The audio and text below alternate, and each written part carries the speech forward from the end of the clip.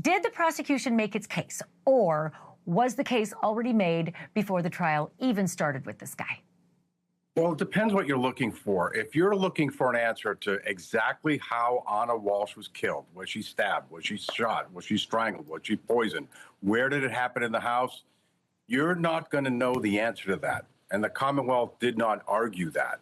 But if you're someone who can put together the entire picture, the entire enormity of what happened in that house in Cohasset, Massachusetts, then it seems to me that the prosecution has made its case. And the judge today said, at least, the very least, and she was asked about a directed verdict, she said, I have to look at this in the most favorable light to the prosecution under the rules, but the jury is going to decide this. I'm not going to decide this. So we'll find out.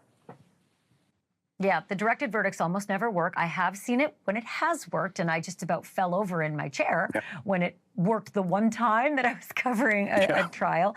However, I do want to ask you this. Jem Mutlu was an important witness and always loved, ending with a bang.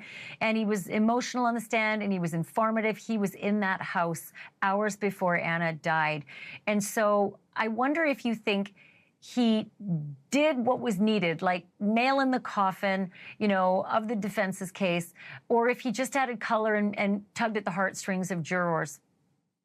Yeah, I think a little bit of B. He had a little bit of trouble on the stand because he wanted to say, and he did say, but it was objected to and stricken from the record maybe about a dozen times. He wanted to say that in a phone call a couple of days before New Year's, that Ana had been talking to him, and he got the impression that they were having marital problems. And he said, I want to put this on hold. I want to have a longer conversation. He was not allowed to say that because he was characterizing what Ana said instead of saying exactly what she said.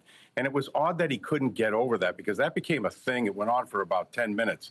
But what he was trying to say is that when he spoke to Ana, Ana told him that she was sick of traveling. She was sick of being without her children. And I think it was in voir dire earlier in the day, without the jury there, that he said something along the lines that it was destroying her psyche, or it was weighing really heavy on her. So it was odd, Ashley, that he couldn't just figure out what it was that they were going after. But I think, bottom line, I think he was a good witness for the prosecution because he was a friend of Ana's. He cared about Ana.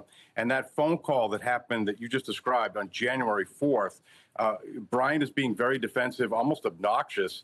And don't forget, that is the day, January 4th is the day that Ana Walshe was reported missing. And he's having that kind of reaction as he's talking to Jem.